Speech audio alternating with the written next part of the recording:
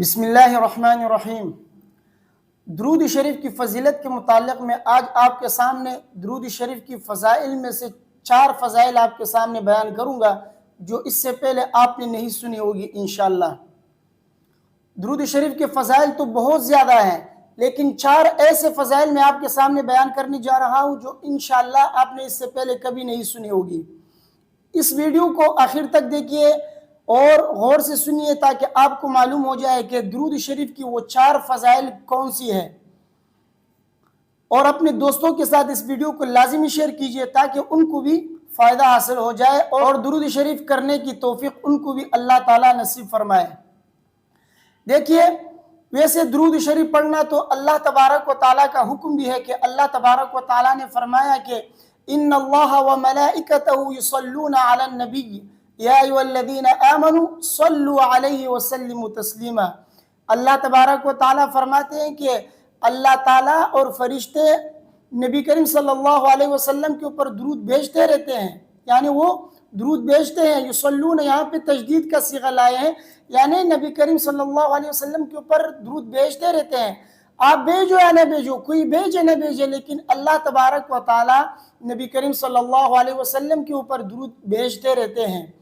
تو اے مومنو، تم بھی درود بھیجا کرو۔ تو اللہ تبارک و تعالیٰ نے قرآن میں فرمایا کہ تم بھی نبی کریم صلی اللہ علیہ وسلم کے اوپر کیا کرو؟ درود بھیجا کرو۔ تو درود بھیجنے کا حکم نبی کریم صلی اللہ علیہ وسلم کے اوپر اللہ تبارک و تعالیٰ کی طرف سے ہے، تو ہمیں چاہیے کہ ہم درود بھیجا کریں۔ ایک تو اللہ کا حکم ہے، اور ویسے اس کی فضائل بھی بہت زیادہ ہے۔ اب وہ 4 فضائل کون سے ہیں وہ میں آخر میں بتاؤں گا، لیکن ایک سوال یہاں پہ بعض لوگوں کے ذہن میں آتا ہے، اس سوال کا جواب میں دینا چاہتا ہوں۔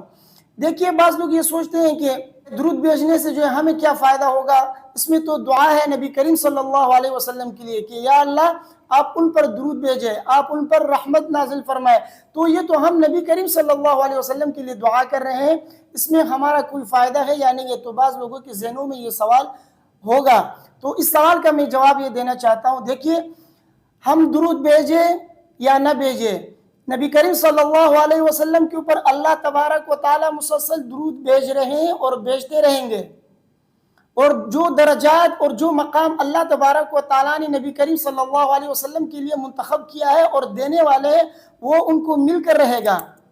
اس میں درود، ہمارے درود پڑھنے سے ان کو وہ درجات ملنے والی نہیں ہے، یہ تو اللہ تعالیٰ ان کو دیں گے، لیکن درود پڑھنے سے اس میں ہمارا فائدہ ہے۔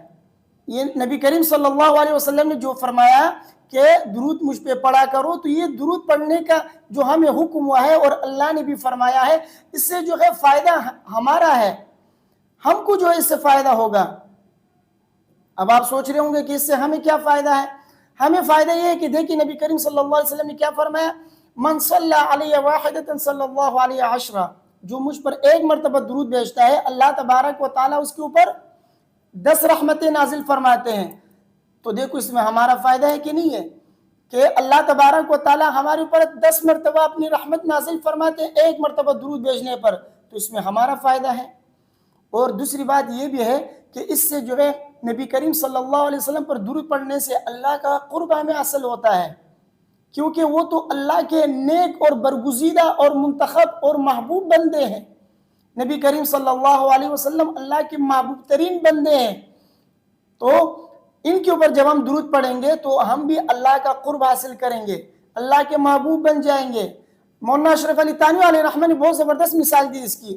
وہ فرماتے ہیں کہ دیکھیے، کوئی بادشاہ ہے، اس کو اپنے بیٹے سے بہت زیادہ محبت ہے۔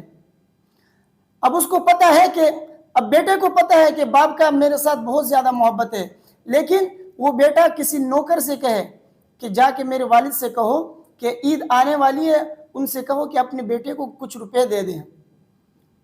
تو اب جا کے وہ خادم، وہ نوکر بادشاہ سے کہے کہ عید آنے والی ہے، آپ اپنے بیٹے کو کچھ رقم دے دیں، تو اب یہاں پر وہ نوکر کیا خوش ہو جائے گا کہ میرے کہنے پر بادشاہ نے اپنے بیٹے کو روپے دیے۔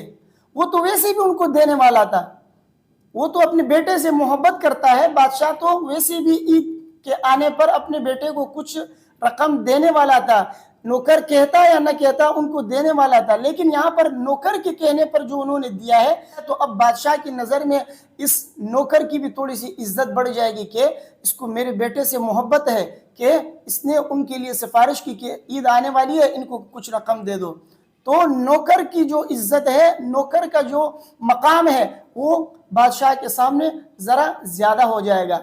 तो अब यहाँ पे फ़ायदा किसका है? फ़ायदा नौकर का है। बेटे को तो उसे भी पता है कि मेरा वालिद जो है मुझे ईद के मौके पर कुछ न कुछ देगा, क्योंकि बाप बेटे के एक दूसरे के साथ मोहब्बत होती है। तो अब यहाँ पे फ़ायदा किसका हुआ? नौकर का हुआ। तो इसी तरह हमारी मिसाल भी इसी तरह है कि हम जब नबी करीम सल्लल्लाहु अलैहि वसल्लम पर दुरूद भेजते हैं, तो इससे फ़ायदा क्या होगा कि नबी करीम सल्लल्लाहु अलैहि वसल्लम तो अल्लाह का महबूब बंदे हैं। हम जब नबी करीम सल्लल्लाहु अलैहि वसल्लम पर दुरूद पढ़ेंगे तो हम भी अल्लाह का कुर्ब हासिल करेंगे। अल्लाह तबारक व तआला के नज़दीक हमारा कुछ न कुछ मकाम और मर्तबा बढ़ जाएगा। इससे नबी करीम सल्लल्लाहु अलैहि वसल्लम के मर्तबे में और दर्जात में बुलंदी नहीं होगी, बल्कि हमारे मर्तबे में और हमारा जो मकाम अल्लाह के नज़दीक है वो ज़रा बुलंद होगा। तो इससे हमारा ही फ़ायदा है।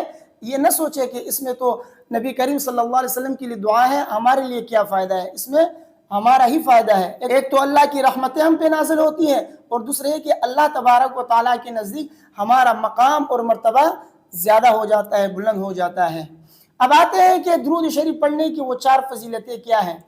देखिए, दुरूद शरीफ पढ़ने की जो फजीलत है, सबसे पहली फजीलत तो ये है कि इसमें अल्लाह का जिक्र है। आप पढ़ते होंगे ना, हर किस्म की दुरूद है, दुरूद के अंदर अल्लाह का जिक्र भी आता है, अल्लाह का नाम भी आता है। जिसे मुख्तसरन आपके सामने कहूँ कि सल्लल्लाहु अलैहि वसल्लम, अल्लाह का नाम आ गया या नहीं आया। तो इसी तरह और भी दुरूद है, कोई भी दुरूद आप पढ़ लेंगे तो उसमें अल्लाह का जिक्र आता है। तो इसमें अल्लाह का जिक्र भी है। और नंबर 2, दूसरी फजीलत क्या है कि इसमें नबी करीम सल्लल्लाहु अलैहि वसल्लम का जिक्र भी हो रहा है। तो रबीउल अव्वल का महीना भी चल रहा है, तो नबी करीम सल्लल्लाहु अलैहि वसल्लम का जिक्र भी करना ये जो है ज़रूरी है इस महीने के अंदर। तो इसमें जो है एक अल्लाह का जिक्र, और दूसरा क्या है?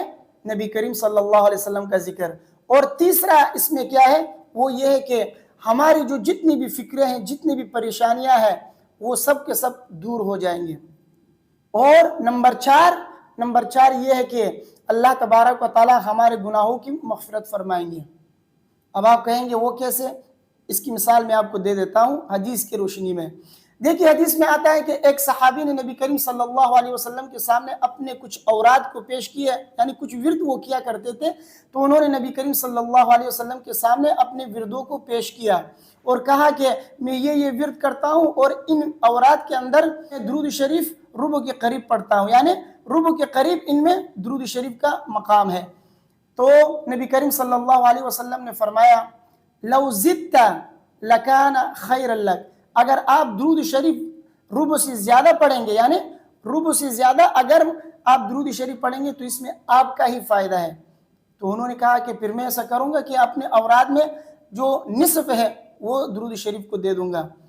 नबी करीम सल्लल्लाहु अलैहि वसल्लम ने फिर फरमाया, लौ ज़िद्ता लकाना खैरन लक, अगर तुम इजाफा करोगे और भी इजाफा करोगे तो ये तुम्हारे लिए बेहतर है। तो उन्होंने कहा कि फिर मैं और औरात को छोड़कर पूरा ही विर्द जो है दुरूद शरीफ का करूंगा, यानी मैं पूरा विर्द और वजीफा दुरूद शरीफ का पढ़ता रहूंगा और औरात को मैं छोड़ दूंगा। तो नबी करीम सल्लल्लाहु अलैहि वसल्लम ने क्या फरमाया, इज़न यकफी हम्मका व यगफिरु ज़म्बका, औ कमा क़ाल सल्लल्लाहु अलैहि वसल्लम, तब तो तुम्हारे सारे जो फिक्रें हैं वो दूर हो जाएंगी और तुम्हारी मग़फ़िरत हो जाएगी।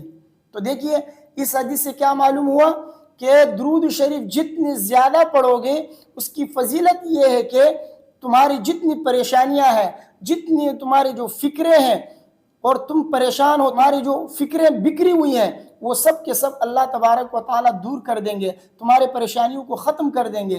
किसकी बरकत से? दुरूद शरीफ की बरकत से।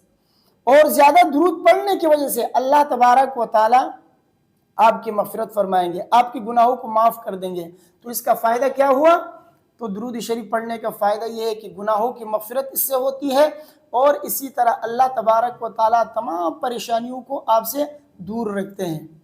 तो ये 4 फ़ज़ाइल है, अल्लाह का ज़िक्र भी है, रसूलुल्लाह सल्लल्लाहु अलैहि वसल्लम का ज़िक्र भी है, और आपकी परेशानियों का इसमें हल है। और चौथा ये कि अल्लाह तबारक व तआला आपके गुनाहों की मग़फ़िरत फरमाते हैं। अब इस हदीस से आप ये ना समझें کہ چلو پھر تو ہم اور وردوں کو چھوڑ دیں گے، نہ استغفار پڑھیں گے، نہ اور کوئی ذکر اللہ کا کرتا رہیں گے، بس ہم صرف درود ہی پڑھتے رہیں گے، کیونکہ اس حدیث سے ہمیں پتہ چلا کہ صرف درود پڑھنا چاہیے۔ نہیں، بلکہ آپ اور وظائف بھی پڑھا کریں اور ساتھ میں درود شریف بھی پڑھا کریں۔ حضرت علامہ ذوالنون مصری علیہ رحمہ سے کسی نے پوچھا کہ درود شریف پڑھنا افضل ہے یا استغفار؟ تو انہوں نے فرمایا کہ صاف کپڑے کے لیے عطر افضل ہے اور میلے کپڑے کے لیے صابن، یعنی اگر کپڑا میلا ہے، گندا ہے، تو اس کے لیے صابن افضل ہے، اور اگر کپڑا پاک صاف چمکیلا کپڑا ہے تو پھر اس کے لیے عطر لگانا افضل ہے۔ تو کوئی مسلمان ایسا نہیں ہے جو یہ کہے کہ میں گنہگار نہیں ہوں۔ ہر مسلمان کسی نہ کسی گناہ میں مبتلا ہو چکا ہے، کوئی گناہ اس سے سرزد ہو چکا ہے، کوئی مسلمان جو ہے خطا سے محفوظ نہیں ہے، تو لہٰذا ہر مسلمان کسی نہ کسی گناہ میں مبتلا ہے۔ تو ہمیں صابن کی ضرورت ہے تاکہ ہمارا میل کچیل صاف ہو جائے اس سے، اور صابن کا کام کیا کرتا ہے؟ استغفار صابن کا کام کرتا ہے۔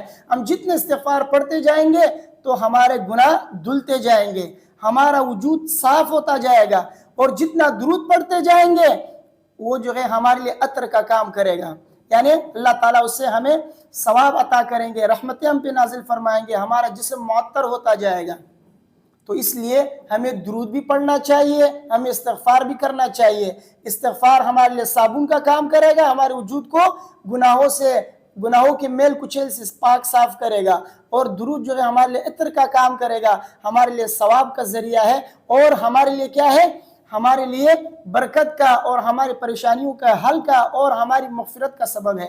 تو اس لیے درود بھی پڑھا کریں، استغفار بھی کیا کریں، بالخصوص اس مہینے کے اندر، چونکہ یہ مہینہ ربیع الاول کا ہے اور اس میں نبی کریم صلی اللہ علیہ وسلم کا ذکر کرنا یہ فضیلت کا باعث ہے، اور اس میں نبی کریم صلی اللہ علیہ وسلم کی آمد ہے، تو اس لیے کوشش کریں اس مہینے میں نبی کریم صلی اللہ علیہ وسلم کا ذکر زیادہ سے زیادہ ہو، اور درود شریف پڑھنے سے نبی کریم صلی اللہ علیہ وسلم کا ذکر ہوتا رہتا ہے، تو اس لیے زیادہ سے زیادہ درود پڑھا کریں، اس میں ہمارا اپنا ہی فائدہ ہے، تو اس لیے اپنے فائدے کے لیے پڑھا کریں۔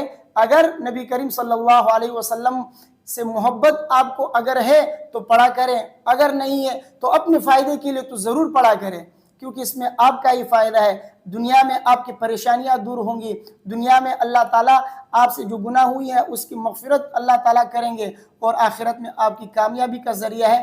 تو مجھے امید ہے کہ میری یہ باتیں آپ کے سمجھ میں آ گئی ہوں گی۔ اللہ تعالیٰ سے دعا ہے کہ اللہ تعالیٰ مجھ اور آپ سب کو درود شریف پڑھنے کی توفیق عطا فرمائے، نبی کریم صلی اللہ علیہ وسلم سے سچی محبت عطا فرمائے۔ ویڈیو کو اپنے دوستوں کے ساتھ لازمی شیئر کیجئے، مجھے اپنے دعاؤں میں یاد رکھیے۔ السلام علیکم ورحمۃ اللہ۔